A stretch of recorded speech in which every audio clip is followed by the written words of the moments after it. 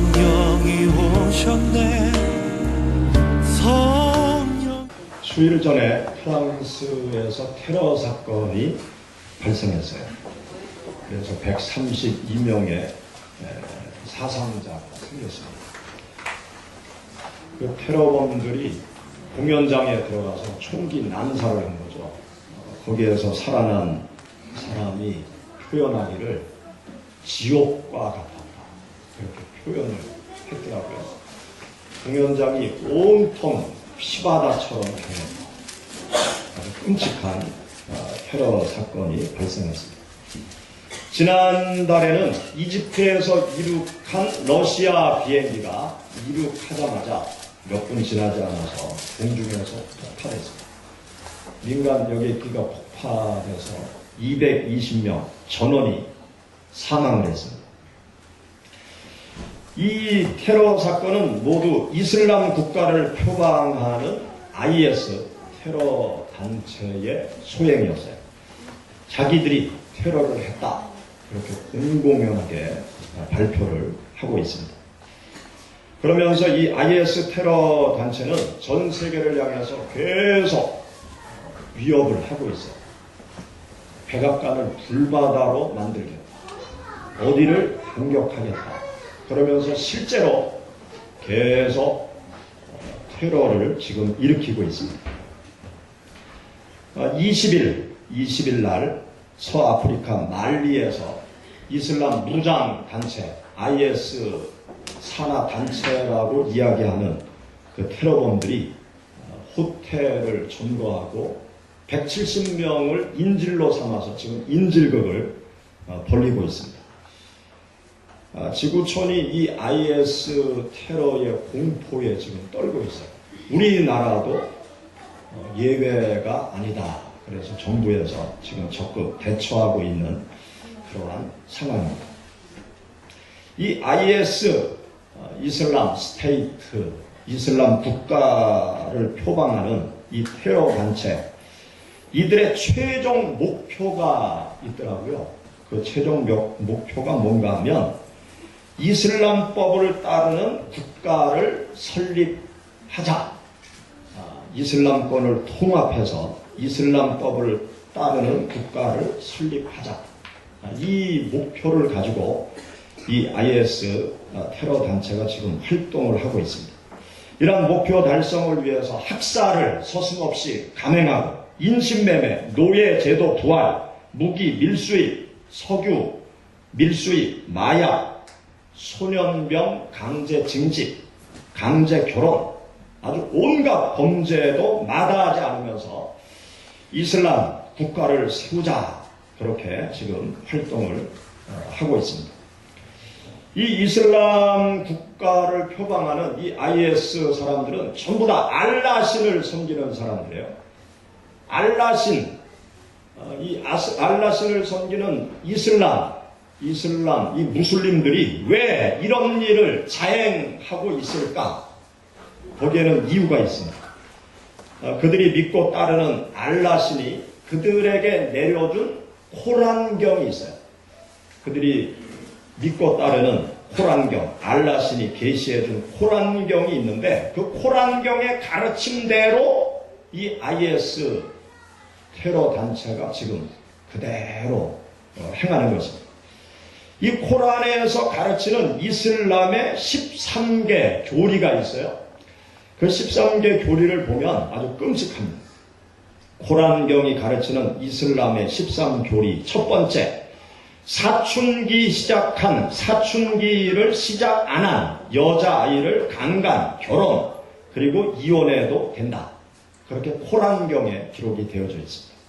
둘째, 다른 사람을 성노예와 노예로 만들어도 된다. 코란경에 나와 있습니다. 또 노예와 아내는 때려도 된다. 코란 4장 34절. 네 번째, 강간을 증명하기 위해서는 4명의 이슬람교 남성이 필요하다. 이슬람교 남성 4명이 증명하지 못하면 여자가 고발을 해도 여자가 처형당해서 죽습니다. 다섯 번째, 유대인과 기독교인이 이슬람교로 안 바꾸면 그들을 죽이든지 세금을 내게 하라. 코란경 9장 29절. 여섯 번째, 이슬람교가 아닌 사람은 십자가에 못 박아 죽이든지 손과 발을 절단시켜라. 코란경 8장 12절. 일곱 번째, 이슬람교가 아닌 사람을 죽이면 천국에서 72명의 처녀를 상으로 받는다. 이슬람교는 일부 다처죠. 그런데 아무나 일부 다처를 할 수 있는 게 아니죠. 돈이 없는 사람들은 일부 다처 생활을 할 수가 없어요. 그러니까 이슬람교가 아닌 사람을 죽이면 천국에서 72명의 처녀와 아주 행복하게 살 수 있다는 그 코란경을 쫓아서 자폭 테러 하는 사람들이 많이 나타나고 있습니다. 이슬람교를 떠나는 사람은 죽여라. 여덟 번째. 아홉 번째, 이슬람교가 아닌 사람은 목을 베어 죽여라. 이 IS 테러단체에서 동영상을 전 세계 유포하는데 기독교인을 목을 잘라서 막 피가 뿜어져 나오는 동영상을 유튜브에 막 올려놓은 거예요. 기독교인들을 목 잘라 죽여도 그들은 전혀 죄책감이 없는 거예요. 알라신이 그렇게 시킨 거예요. 그들은 정당한 것입니다. 열 번째, 알라신을 위해서 죽이고 순교해라. 11번째, 이슬람교가 아닌 사람들을 위협하라. 12번째, 이슬람교가 아닌 사람들의 것을 훔쳐라. 13번째, 이슬람을 강화하기 위하여 거짓말을 하라. 이게 코란경에 알라신이 계시한 코란경에 나오는 그들이 믿고 따르는 진리입니다. 이 같은 그 코란경의 가르침을 이 극단적인 이슬람주의자 IS 테러 단체는 따르고 있기 때문에 사람을 죽여서라도 이슬람 국가를 세우기 위해서 지금 온갖 만행을 다 저지르고 있습니다. 우리가 이슬람에 대해서 어떤 환상과 착각을 하면 안 돼요. 우리 한국 국민이 KBS 공영방송에서 평화의 종교 이슬람 5부작으로 제작됐다가 4부작까지 나왔는데 그거를 믿고 이슬람이 좋은 종교인 줄 착각을 하는데 그게 아니에요. 그 PD가 이슬람 포교단체로부터 10억 뇌물을 받았대요. 그래서 그 5부작을 만들고 4부작까지 방영하다가 그것이 들통나서 5부작은 취소된 거예요. 방영되는 것이. 이 이슬람교의 그 코란경은 아주 타종교에 대해서 아주 무시무시한 그러한 그 명령을 내리고 있습니다. 이러한 그 코란경의 내용을 보면 정말 이건 말도 안 되는 것이죠. 우리 기독교인들이 한국의 이슬람교가 발을 붙이지 못하도록 내가 가진 영향력을 최대한 발휘해서 이슬람이 발을 붙이지 못하도록 해야 돼.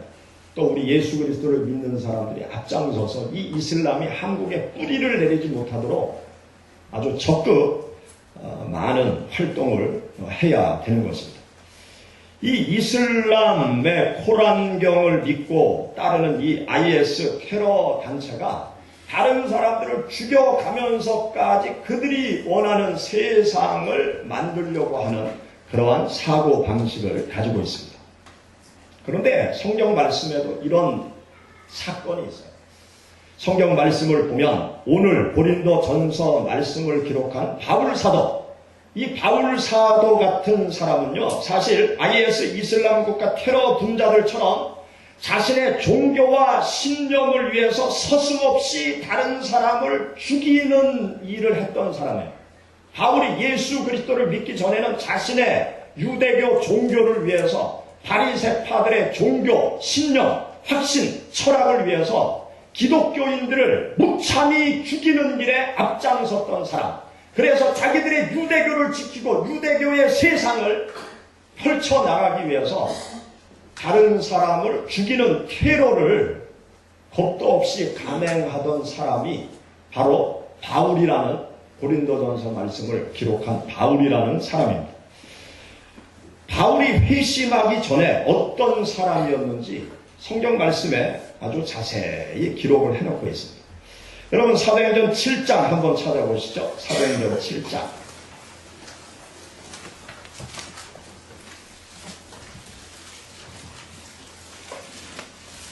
사도행전 7장 우리 55절 말씀부터 59절 같이 읽어보시죠. 스데반이 성령 충만하여 하늘을 우러러 주목하여 하나님의 영광과 및 예수께서 하나님 우편에 서신 것을 보고 말하되 보라 하늘이 열리고 인자가 하나님 우편에 서신 것을 보노라 한대 그들이 큰 소리를 지르며 귀를 막고 일제히 그에게 달려들어 성 밖으로 내치고 돌로 칠세 증인들이 옷을 벗어 사울이라 하는 청년의 발 앞에 두니라. 그들이 돌로 스데반을 치니 스데반이 부르짖어 이르되 주 예수여 내 영혼을 받으시옵소서 하고 아멘. 여기 보면 스데반 집사님이 순교를 당하는데 돌에 맞아 죽임을 당했어요. 그런데 스데반 집사님이 돌에 맞아 순교를 당하는 그 현장에 누가 맨 앞에서 진두지휘를 했는가 하면 이 사울은 이름을 바꿔서 성경에 바울이라는 이름으로 우리가 기억을 하고 있습니다. 이 사울이 그 현장에 돌로 쳐서 이 스데반을 죽이는 그 현장을 진두지휘하고 있었던 사람이 바로 사울이라는 사람. 여러분 생각해 보세요. 사람을 총으로 땅 쏴가지고 죽이는 것도 끔찍한 일인데 돌로 쳐서 사람을 죽인다고 생각해 보세요. 사람이 돌에 한 번 맞고 죽겠습니까? 온몸을 돌로, 머리로부터 온몸을 돌로 짓이기는 거 아니에요. 죽을 때까지. 막 피투성이가 됐겠죠. 돌을 든 사람들이 피투성이가 되지 않겠습니까? 그 현장을 진두지휘하던 사람이 사울이라는 사람이에요. 바울. 얼마나 무서운 사람이에요. 왜 그렇게 죽입니까? 기독교인들을 죽이는 이유가 자기가 믿는 유대교, 바리새파의 그 철저한 율법주의적인 생각이 옳다고 생각하기 때문에 그래요. 그리고 유대교를 위협하는 이 기독교인들은 암적인 존재이기 때문에 저들을 처단해야 우리가 믿는 유대교의 세상을 지킬 수 있고 유대교의 세상을 확장시켜 나갈 수 있다고 생각했기 때문에 이 사울은 예수 믿는 사람들을 죽이는 거예요. 이슬람들과 크게 다르지 않습니다. 타종교인들을 죽여도 무방하다고 생각을 하고 있었던 것이죠. 이런 사울, 그 다음에 8장을 보세요. 사도행전 8장 우리 1절부터 3절 같이 읽어보시죠. 사울은 그가 죽임 당함을 마땅히 여기더라. 그날에 예루살렘에 있는 교회에 큰 박해가 있어 사도 외에는 다 유대와 사마리아 모든 땅으로 흩어지니라. 경건한 사람들이 스데반을 장사하고 위하여 크게 울더라. 사울이 교회를 전멸할세 각 집에 들어가 남녀를 끌어다가 옥에 넘기니라. 이 스데반의 피맛을 본 이 사울은요 마치 이리 때처럼 예수 그리스도 믿는 사람들에게 달려가는 거예요. 가정에서 예배드리는 그 가정교회를 습격해서 한 명 한 명 전부 다 색출해내가지고 전부 다 막 감옥에 가두고 죽이고 피맛을 본 승냥이 때처럼 이 사울이 날뛰고 있는 그 모습을 여기에 이렇게 기록을 해놓고 있습니다. 여러분 사도행전 9장으로 가보세요. 사도행전 9장 우리 1절 2절 사울이 주의 제자들에 대하여 여전히 위협과 살기가 등등하여 대제사장에 가서 담액샘 여러 회당에 가져갈 국물을 청하니 이는 만일 그 도를 따르는 사람을 만나면 남녀를 막론하고 결박하여 예루살렘으로 잡아오려 함이라. 여기 보면 사울을 일컬어 위협과 살기가 등등했다. 막 살기띤 눈을 하고 예수 그리스도 믿는 사람들을 찾아다니는 거예요. 잡아다 죽이려고 스데반처럼 전부 죽여버리려고 이 사울이 앞장서서 예수 믿는 사람들을 찾아 죽이는 그러한 일들을 서슴없이 지금 행하고 있는 그 사울의 모습을 성경이 이렇게 기록해 놓고 있습니다. 이렇게 바울이라는 사람, 이 바울이라는 사람은요, 사람을 죽이는 사람이었어요. 다른 사람을 죽이는 사람이었어요. 다른 사람을 잡아다가 감옥에 가두고 그들의 신앙을 더 이상 신앙생활을 하지 못하도록 만드는 마치 악의 화신과도 같은 사람이 이 바울 사도였던 것입니다. 그런데 이 바울이 성경을 기록했잖아요. 변화되어진 거죠. 이런 사울이 어떻게 변화되어졌습니까? 언제 변화되어졌습니까? 이 사울은 예수 그리스도를 만난 후, 예수 그리스도를 믿은 후부터 이 사울이라는 청년이, 살기가 등등한 이 사울이라는 청년이 예수 그리스도를 믿고 나서부터 변화되어졌습니다. 예수 그리스도를 만나고 나니까 자기가 믿고 있었던 그 믿음, 신념, 철학, 신앙, 그것이 다 잘못되었다는 것을 그는 철저히 깨닫게 된 거예요. 자기가 너무나 잘못되었구나. 헛된 것을 붙잡고 생명을 바치고 있구나. 그것을 예수 그리스도를 만나고 나서 깨닫게 된 것이죠. 그러한 바울 사도의 모습이 빌립보서 3장 말씀 가운데 기록되어 있어요. 여러분 빌립보서 3장 찾아보시죠. 빌립보서 3장. 빌립보서 3장 4절부터 같이 보시죠. 그러나 나도 육체를 신뢰할 만하며 만일 누구든지 다른 이가 육체를 신뢰할 것이 있는 줄로 생각하면 나는 더욱 그러하리니 나는 8일 만에 할례를 받고 이스라엘 족속이요 베냐민 지파요 히브리인 중에 히브리인이요 율법으로는 바리새인이요 열심으로는 교회를 박해하고 율법의 의로는 흠이 없는 자라. 그러나 무엇이든지 내게 유익하던 것을 내가 그리스도를 위하여 다 해로 여길 뿐더러 또한 모든 것을 해로 여기면 내 주 그리스도 예수를 아는 지식이 가장 고상하기 때문이라. 내가 그를 위하여 모든 것을 잃어버리고 배설물로 여기면 그리스도를 얻고 그 안에서 발견되려 함이니 내가 가진 의는 율법에서 난 것이 아니요 오직 그리스도를 믿음으로 말미암은 것이니 곧 믿음으로 하나님께로부터 난 의라. 아멘. 여기 말씀에 보면 예수 그리스도를 만나고 나니까 예수 그리스도를 아는 지식이 가장 고상한 것을 그는 깨달았습니다. 예수 그리스도를 만나고 나니까 열심히 교회를 박해하고 핍박하고 예수 믿는 사람들을 잡아들이고 죽이는 자기의 행동이 너무 어리석고 부질없는 짓이라는 것을 깨달았습니다. 자기가 믿고 있는 유대교의 신앙, 이 신앙도 너무나 잘못되고 다 헛된 것이라는 것을 깨달은 거예요.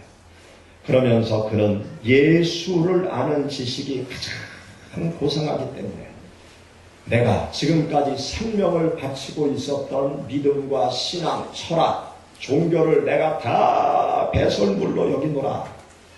그러면서 완전히 변화되어진 삶의 길로 발걸음을 옮긴 사람이 바로 바울이라는 사람입니다.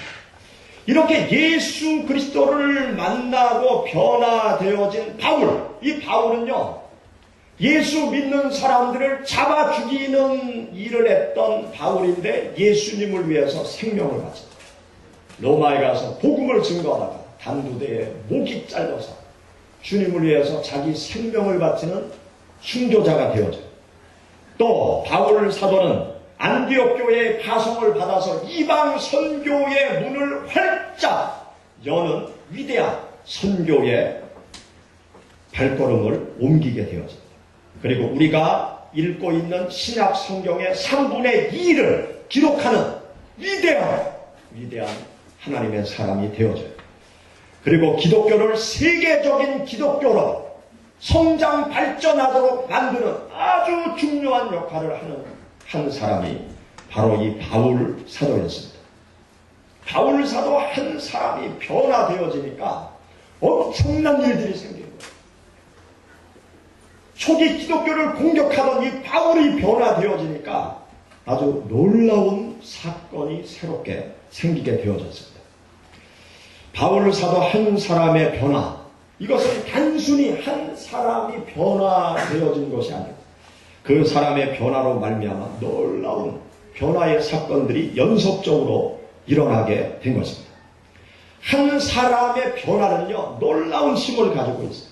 한 사람의 변화는 세상의 변화를 가져올 수 있고, 한 사람의 변화는 미미해 보이지만 그 한 사람의 변화로 인해서 세상이 다 변할 수 있다는 사실을 우리는 깨달아야 될 것입니다. 인류 역사를 살펴보면 한 사람이 변화되어짐으로 얼마나 놀라운 변화들이 나타나는가, 그것을 우리가 알 수 있는데요. 우리 기독교 역사 속에서 보면 기독교는 300년 동안 로마의 압제 속에서 환난과 핍박의 시절을 보내게 됩니다. 그런데 이 로마의 압제 속에서 환난과 핍박이 다 사라지고 기독교가 음지에 있다가 양지로 나와서 복음을 자유롭게 증거하고 하나님의 교회를 당당하게 짓기 시작한 그 시점이 언제인가 하면 로마의 황제 콘스탄티누스 대제가 기독교를 공인한 거예요. 기독교인들을 인정해 준 거예요. 기독교를 인정해 주고 기독교인들이 자유롭게 신앙생활할 수 있도록 콘스탄티누스 황제가 아주 귀중한 일을 313년에 행하게 되었습니다. 그런데 이 콘스탄틴 황제가 왜 그렇게 했느냐?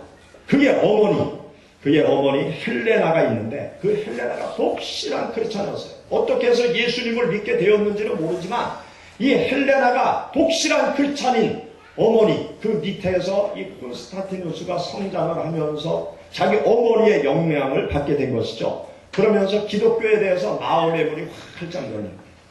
그러다가 막센티우스와의 전쟁 중에서 전쟁이 위험한 상황에 돌입했을 때 이 콘스탄틴 황제가 십자가 환상을 봐요.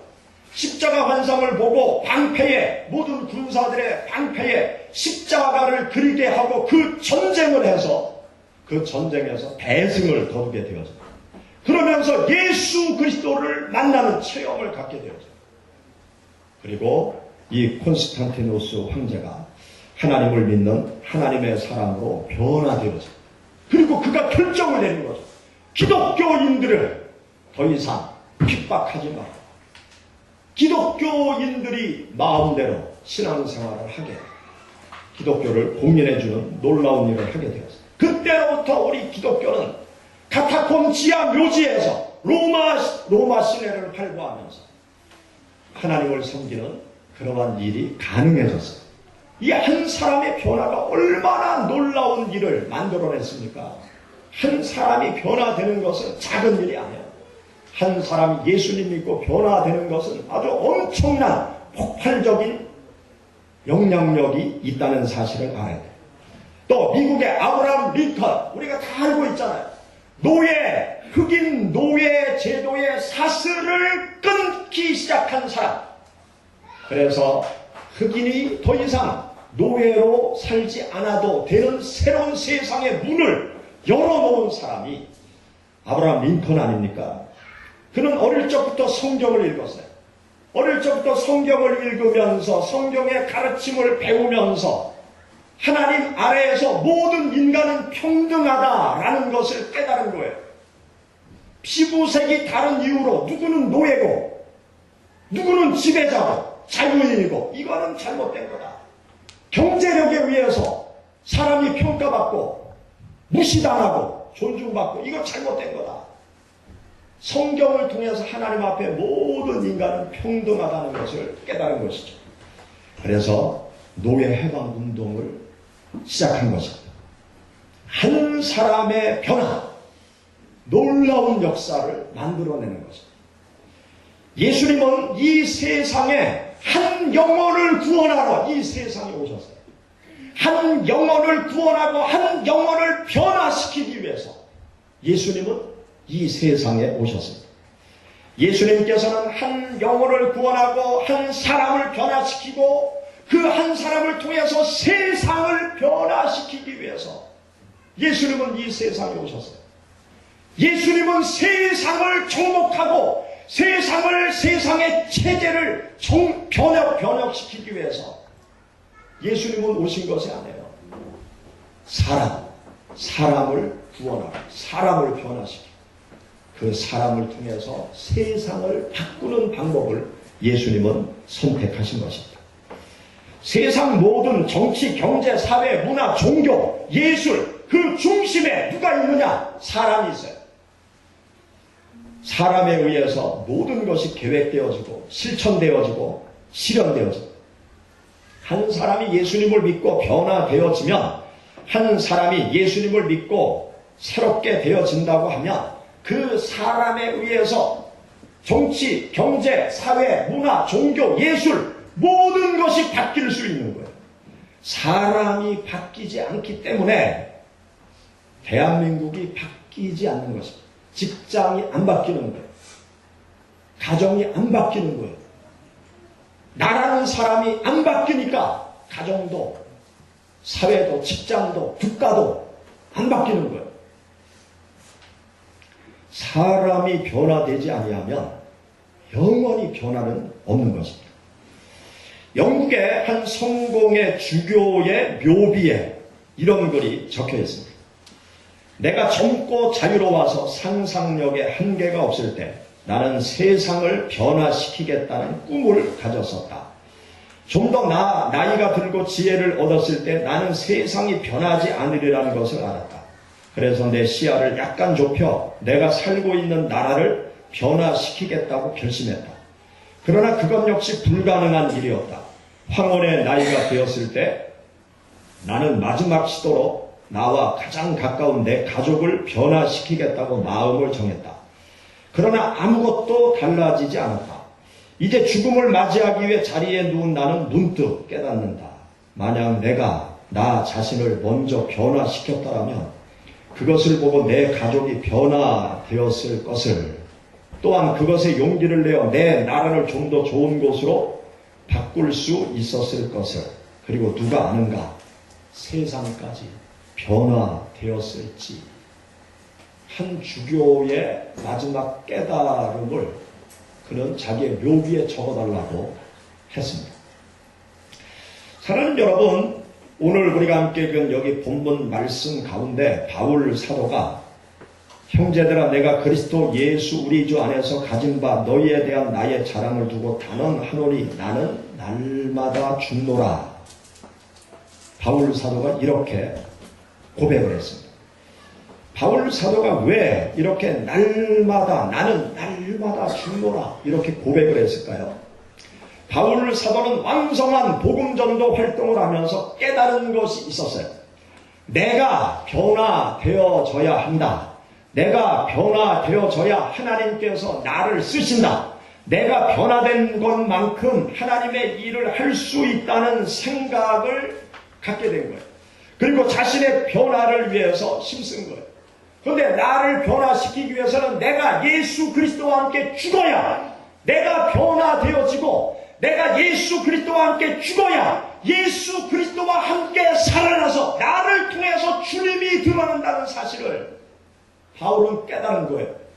내가 살아있으면 주님께서 나를 통해서 살지 못한다. 내가 살아있으면 진정한 주님의 부활을 나의 삶 속에서 내가 경험하지 못한다. 그것을 이야기하고 있는 거예요. 이 고린도전서 15장은 부활장이에요. 예수 그리스도의 부활에 대해서 이야기하면서 바울 사도가 나는 날마다 죽노라. 내가 주님과 함께 부활하기 위해서 내가 죽어야 한다. 내가 죽어야 한다. 그것을 지금 말하고 있는 것입니다. 과거의 자기로 돌아가지 않기 위해서 예수님께서 원하시는 모습으로 변화되기 위해서 바울 사도는 아주 치열한 자기와의 전쟁을 한 거예요. 밖이 아닌 안에서, 외부가 아닌 내부에서, 환경이 아닌 내 속에 모든 문제가 있는 것을 바울 사도는 본 것입니다. 자신 안에서 죽어야 될 나쁜 성품, 죄악, 욕망들이 꿈틀꿈틀 살아올라오는 그 모습을 보면서 나를 죽이지 아니하면 주님께서 죽겠다. 나를 죽여야 주님께서 나를 통해서 부활하고 주님의 모습이 드러날 수 있겠다. 그렇게 깨달음을 얻은 것입니다. 그래서 그는 나는 날마다 죽노라.